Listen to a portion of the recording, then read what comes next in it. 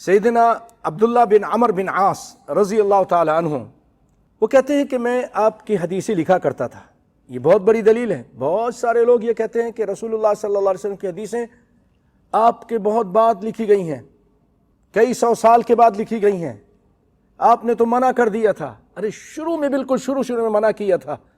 پھر آپ صلی اللہ علیہ وسلم نے اجازت دے دی تھی کہ تم لکھ لو حدیث بھی.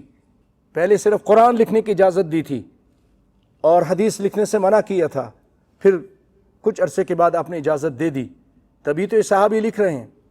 یہ کہتے ہیں کنت اکتب کل شیء، مسند احمد کی روایت ہے، میں ہر چیز لکھا کرتا تھا جو کچھ رسول اللہ صلی اللہ علیہ وسلم سے سنتا تھا، اور میں یہ چاہتا تھا کہ لکھنے کے بعد حفظ کر لوں. تو قریش کے کچھ لوگوں نے مجھے منع کیا کہ تم مت لکھا کرو، کیونکہ تم ہر چیز لکھتے ہو، جو بھی سنتے ہو لکھ لیتے ہو. تو رسول اللہ صلی اللہ علیہ وسلم بشر ہیں، اور آپ کبھی غصے میں ہوتے ہیں، کبھی کس حالت میں ہوتے ہیں، تو ممکن ہے کچھ باتیں مناسب نہ ہوں، تو نہ لکھا کرو. کہتے ہیں عبداللہ بن عمر بن عاص رضی اللہ تعالی عنہ، یہ کہتے میں فَأَمْسَكْتُ، میں رک گیا، پھر میں لکھتا نہیں تھا. اور میں نے رسول اللہ کے سامنے صلی اللہ علیہ وسلم کے سامنے ذکر کیا، اللہ کے رسول بات اس طرح کی ہے، لوگوں نے منع کی ہے تو میں نے لکھنا چھوڑ دیا ہے. فقال، آپ نے فرمایا اکتب، لکھ.